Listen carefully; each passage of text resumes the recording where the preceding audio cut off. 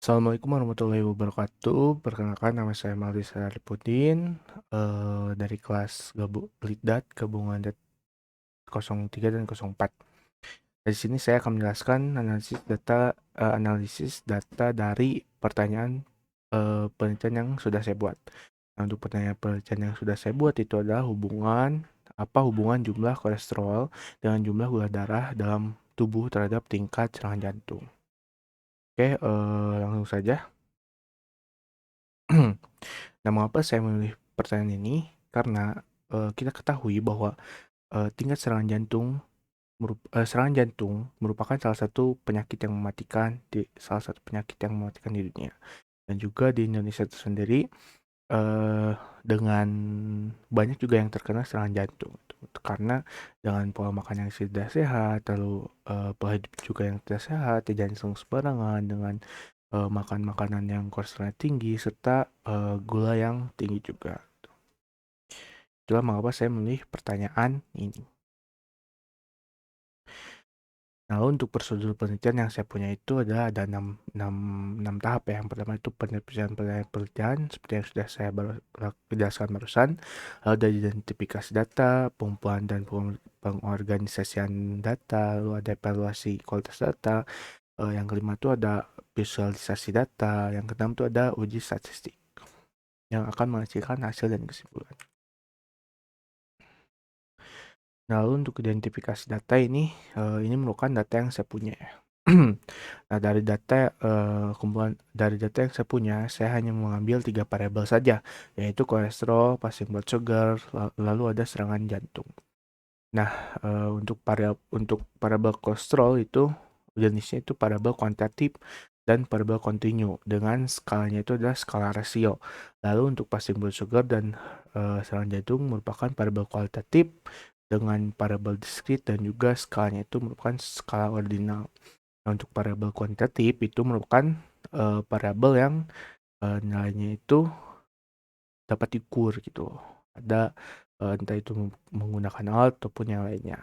Lalu ada variabel kontinu merupakan variabel atau data yang nilainya itu tidak terbatas. Gitu.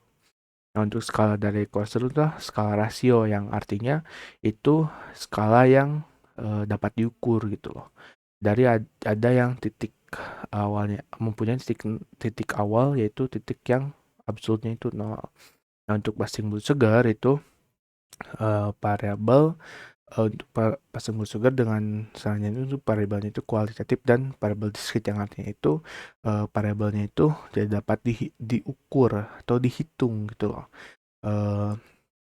dalam datanya gitu loh.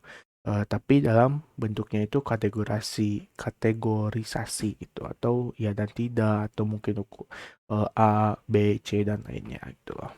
Nah, selanjutnya itu untuk skalanya itu skala ordinal yang artinya itu ya tidak dapat diukur gitu loh. Tidak ada ukuran tertentu yang artinya hanya kategorisasi saja itu dalam kategori. Tapi untuk fasting blood sugar ini untuk variabelnya itu bisa saja kuantitatif dan variabelnya itu kontinu ataupun diskrit. Skalanya juga bisa saja skala rasio, tapi dari data yang saya punya itu hanya menampilkan data yang kualitatif, variabel yang kualitatif seperti itu. Nah, untuk pengumpulan dan pengorganisasian datanya itu yang pertama itu untuk metodenya itu saya metode observasi karena dari saya sendiri itu tidak menggunakan survei ataupun eksperimen dalam mengumpulkan datanya. Nah, mengapa demikian? Karena data yang saya punya itu merupakan data yang sekunder, yang artinya itu eh, data yang saya ambil itu data sekunder, yang artinya atau yang saya ambil itu data dari internet gitu loh.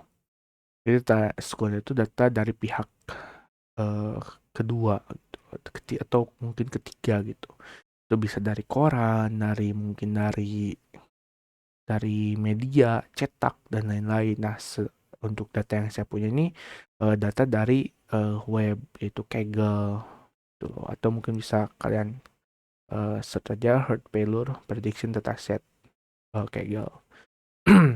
Lalu data yang saya punya itu Pengorganisan datanya itu, data yang sebelumnya itu data yang terstruktur. Kita bisa lihat dari yang sebelumnya itu eh, ini.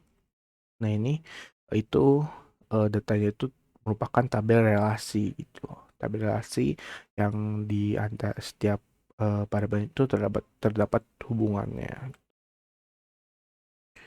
Nah, lanjut masuk ke evaluasi kualitas data.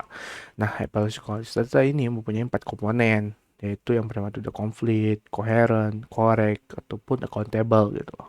Nah, untuk yang komplit ini, apakah data yang saya punya itu sudah lengkap dan jelas gitu loh. Nah, di sini data yang saya punya itu sudah jelas lengkap ya. Karena data yang saya punya ini data asli dari didapat dari beberapa rumah sakit yang ada. Nah, lalu untuk yang koheren, apakah data saya itu logis gitu loh. Nah, data saya yang saya punya itu eh, sangat logis ya, karena em, data yang saya punya tuh ya didapat dari hasil yang jelas dan juga terdapat relasi antara satu yang lainnya gitu loh.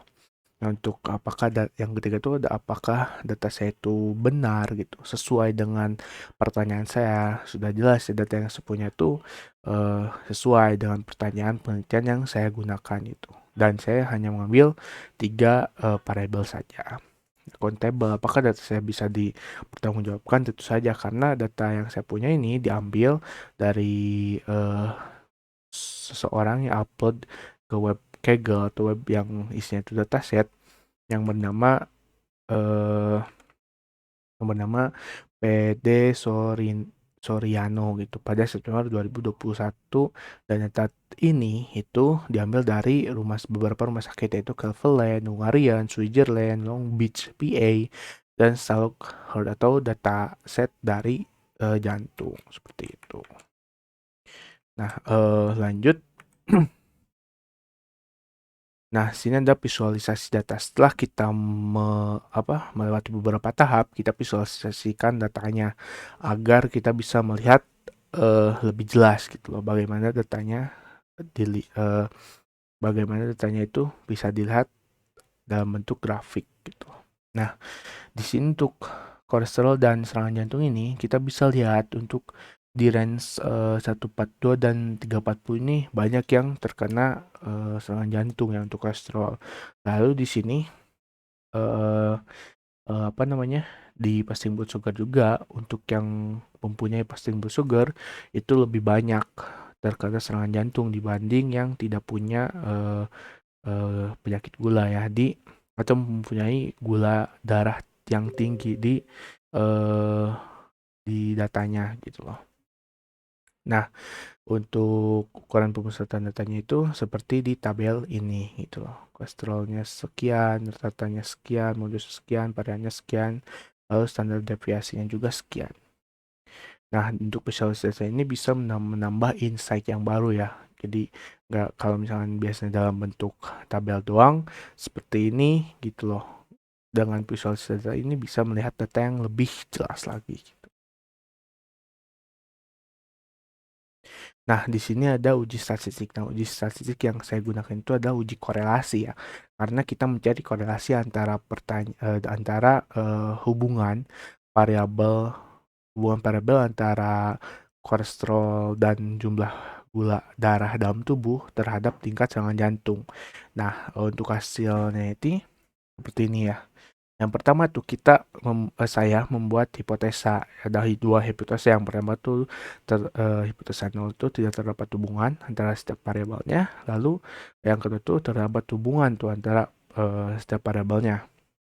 Nah, setelah kita mendapatkan hipotesanya, kita itu melakukan perhitungan yang mencari nilai koefisien korelasi. Nah, dari korelasi yang pertama ini, yang ini, itu koefisien korelasi antara kolesterol dengan tingkat serangan jantung yang punya nilai minus 0,23 sekian. Lalu untuk yang R2 atau koefisien korelasi yang kedua itu antara jumlah gula darah dengan tingkat serangan jantung yang punya nilai 0,2679. Nah, untuk Untuk fault-nya itu seperti ini ya. Kita menggunakan scatter plot gitu. Nah, sini kita bisa lihat datanya yang saya punya itu tidak menggambarkan scatter plot, entah itu nanjak ataupun turun gitu, atau mungkin beberapa titik titik yang menumpuk ya. Nah, karena dari data yang saya punya itu menggabungkan antara variabel kuantitatif dengan variabel eh, kualitatif itu, sehingga mendapatkan eh, scatter plot yang seperti ini. Untuk fasting blood sugar dan serangan jantung juga sama gitu loh, dari kategori dengan kategori yang sehingga menghasilkan plot yang seperti ini itu. Nah, untuk hasilan kesimpulan itu terdapat hubungan negatif yang kuat antara kolesterol dengan tingkat serangan jantung. Bisa kita lihat nilai N-nya itu minus 0,2 yang artinya mempunyai hubungan yang negatif yang kuat.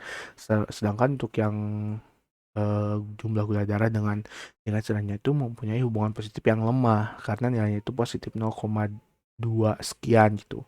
Nah, jadi antar variabel yang saya punya itu mempunyai hubungan antara tingkat terjadinya serangan jantung. Nah, atau mungkin dari hasil yang saya analisis ini, kalian bisa mendapatkan hasil yang berbeda dengan pertanyaan penelitian yang sama gitu, dengan bagaimana kalian cara mengolah datanya atau menganalisis datanya berbeda dengan yang saya lakukan. Mungkin hanya segitu yang saya dapat sampaikan. Mohon maaf apabila ada salah-salah kata yang saya ucapkan. Terima kasih. Wassalamualaikum warahmatullahi wabarakatuh.